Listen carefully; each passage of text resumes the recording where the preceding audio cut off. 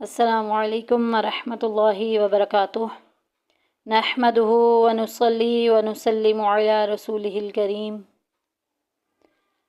اما بعد فاعوذ باللہ من الشیطان الرجیم بسم اللہ الرحمن الرحیم اللہم رب اشرح لی صدری ویسر لی امری واحلل عقدۃ من لسانی یفقہوا قولی رب یسر ولا تعسر وتمم بالخیر وبک نستعین اللہم افتح علینا حکمتک وانشر علینا رحمتک یا ذا الجلال والاکرام اللہم رب زدنی علما وعملا اللہم رب زدنی علما وعملا اللہم رب زدنی علما وعملا اللہم اعتق رقبتی من النار اعوذ باللہ من الشیطان الرجیم بسم اللہ الرحمن الرحیم اولئک الذین اشتروا اولا میں دیکھیں کھڑی زبر آ گئی، کھڑی زبر کے بعد حمزہ اسی کلمے میں ہے۔ کھڑی یہ بات ہمیشہ یاد رکھنی ہے، الف مدہ، واو مدہ اور یا مدہ، کھڑی زبر، کھڑی زیر اور الٹا پیش، دونوں ایک ہی خاندان سے ہیں، یہ سارے ایک ہی خاندان کے ہیں۔ جو الف مدہ کا رول ہے وہی کھڑی زبر کا ہے، جو کھڑی زیر کا رول ہے وہی یا مدہ کا ہے، جو الٹی پیش کا رول ہے مد متصل اور منفصل کے بارے میں بھی اور لمبا کرنے کے بارے میں بھی، اور جو الٹی پیش کا ہے وہ واو مدہ کا ہے۔ دیکھیں کہ حروف مدہ کے بعد یا کھڑی حرکات کے بعد اگر حمزہ اسی کلمے میں آ جاتی ہے تو مد متصل ہوگا، 2.5 الف کے برابر لمبا کریں گے۔ اولئک الذی، ذی میں دیکھیں یا ساکن، پیچھے زیر یا مدہ کا قاعدہ جاری ہو رہا ہے۔ اولئک الذی نشتروا، نون کو شین کے ساتھ، یہ تارو نہیں پڑھنا۔ بہت سی میری سسٹر، بہت سے لوگ جو ہیں وہ ایسے پڑھتے ہیں کہ را کو واو کے ساتھ ملا دیتے ہیں اور واو کی حرکت کو دیکھتے ہی نہیں ہے۔ نشترا والحیات الدنیا، والحیا کھڑی زبر آ گئی، 1 الف کے برابر لمبا کریں گے۔ والحیات الدنیا، دنیا میں دیکھیں آپ کے دماغوں میں ایک بات آئی ہوگی کہ نون ساکن کے بعد یا آ گیا ہے، تو پہلے تو ہم لوگوں نے جو رول پڑھے تھے کہ جب بھی نون ساکن یا تنوین کے بعد حروف یرملون میں سے کوئی بھی حرف آ جائے گا تو وہاں ادغام ہوگا، یعنی کہ ملا دیں گے، اور یہاں پہ کیوں نہیں ملایا جا رہا ہے؟ کیونکہ نون ساکن کے بعد یرملون میں سے اسی کلمے میں سے یا آ گئی ہے، اسی کلمے کے اندر آئی ہے، تو یہ اظہار مطلق کا قاعدہ جاری ہوگا، یہاں پہ ادغام نہیں ہوگا۔ یہ بات یاد رکھنی ہے کہ ہماری سہولت کے لیے جدھر ادغام ہوگا، جدھر نون ساکن اور تنوین آئے گا اور اس کے بعد یرملون میں سے کوئی بھی ورڈ آئے گا نا تو وہاں شد لگا دی گئی ہے۔ ہم لوگ اجمی ہیں نا، عربیوں کے جو پہلے قرآن پاک تھے نا اس میں اعراب زبر زیر پیش کچھ بھی نہیں تھی، یہ تو لگے ہیں حضرت عمر کے دور میں، حضرت عمر رضی اللہ تعالیٰ عنہ نے کے دور میں جو ہے وہ قرآن پاک کے اعراب لگے ہیں۔ تو یہاں پہ دیکھیں کہ دنیا میں جو ہے نون ساکن کے بعد اسی کلمے کے اندر یا آ گیا ہے، اظہار مطلق کا قاعدہ جاری ہوگا، اس میں غنہ نہیں کریں گے، ظاہر کر کے پڑھیں گے۔ دنیا یا میں دیکھیں الف پیچھے زبر، الف مدہ کا قاعدہ جاری ہو رہا ہے۔ دنیا بالآخرتی، آ کھڑی زبر آ گئی، 1 الف کے برابر لمبا کریں گے۔ بالآخرتی فلا، الف پیچھے زبر، الف مدہ کا قاعدہ جاری ہو رہا ہے۔ فلا یخفف عنہم العذاب، عنہم میں دیکھیں نون ساکن کے بعد ہا گئی، ہم نے رول کیا پڑھے تھے کہ جب بھی نون ساکن یا تنوین کے بعد حروف ہلکی میں سے کوئی بھی ورڈ آ جائے گا وہاں اظہار ہوگا، ظاہر کر کے پڑھیں گے، غنہ نہیں کریں گے۔ یہاں پہ دیکھیں نون ساکن کے بعد ہا آ گیا، اظہار کا قاعدہ جاری ہو رہا ہے۔ عنہم العذاب، عذاب میں دیکھیں الف پیچھے زبر، الف مدہ کا قاعدہ جاری ہو رہا ہے۔ عذاب ولا ہم، ولا میں الف پیچھے زبر، الف مدہ کا قاعدہ جاری ہو رہا ہے، ایک الف کے برابر لمبا کریں گے، ولا ہم ینصرون، ہم میں دیکھیں میم ساکن کے بعد یا آ گئی۔ ہم نے رول کیا پڑھے تھے کہ جب بھی میم ساکن کے بعد با اور میم کے علاوہ کوئی بھی ورڈ آ جائے گا وہاں اظہار شفوی کا قاعدہ جاری ہوگا، ظاہر کر کے پڑھیں گے۔ ولا ہم ینصرون، ینصرون میں دیکھیں نون ساکن کے بعد صاد آ گیا جو کہ اخفا کے خاندان میں سے ہے۔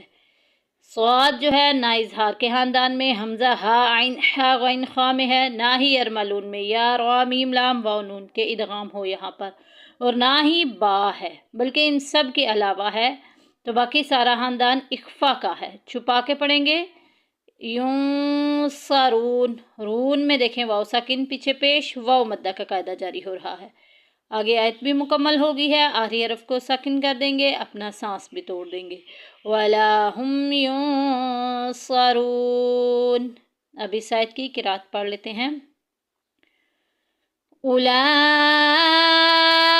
الَّذِينَ اشْتَرَوُا الْحَيَاةَ الدُّنْيَا بِالْآخِرَةِ فَلَا يُخَفَّفُ عَنْهُمُ الْعَذَابُ وَلَا هُمْ يُنصَرُونَ۔ صدق اللہ العظیم۔ بڑھتے ہیں اب اس کے ترجمہ و تفسیر کی طرف۔ اللہ تبارک و تعالی نے قرآن مجید کی اس آیت میں کیا ارشاد فرمایا؟ اولئک الذین، یہی وہ لوگ ہیں، اشترا جنہوں نے خریدا، والحیات الدنیا، دنیا کی زندگی کو، بالآخرتی، آخرت کے بدلے۔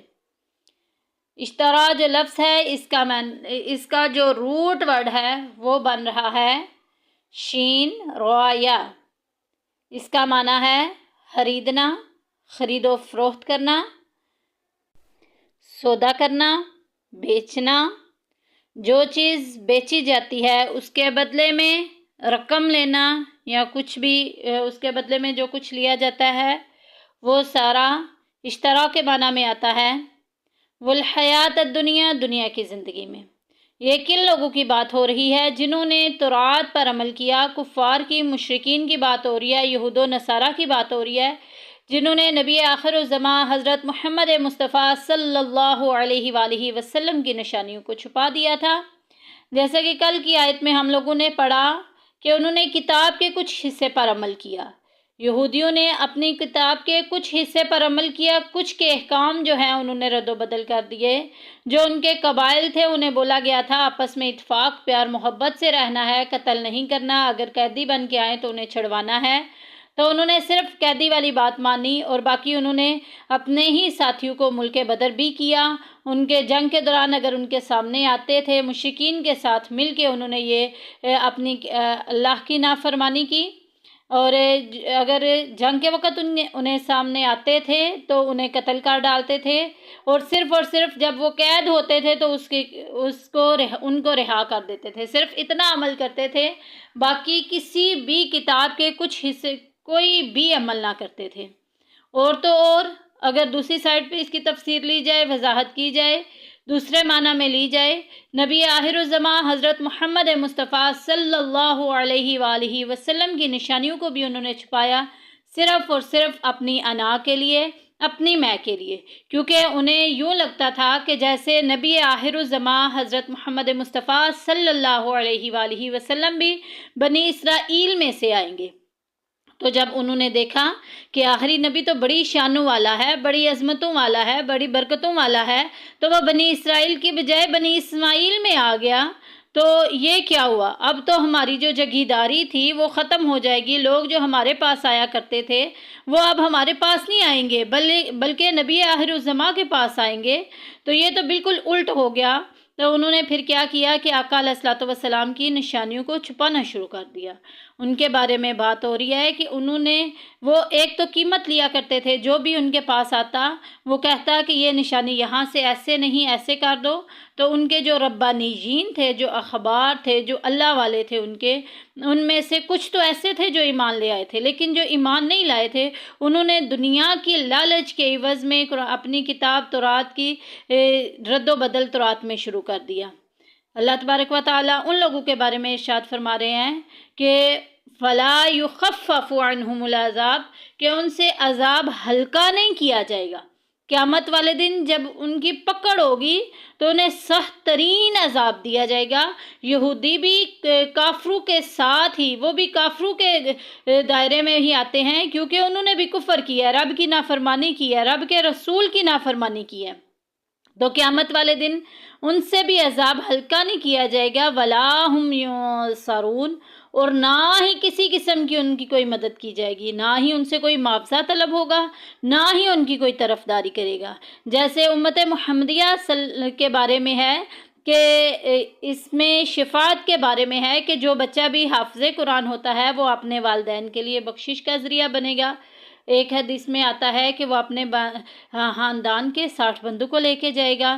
مختلف روایات موجود ہیں، ایک میں آتا ہے کہ وہ اپنے والدین کے سر پر تاج رکھے گا، تو یہ ان کی مدد ہی ہوگی نا۔ اسی طرح جو نومولود بچے دنیا سے چلے جاتے ہیں ان کے بارے میں احادیث میں آتا ہے کہ وہ اپنے والدین کا ہاتھ پکڑ کر انہیں جنت میں لے کے جائیں گے، تو یہ مدد ہی ہوگی نا۔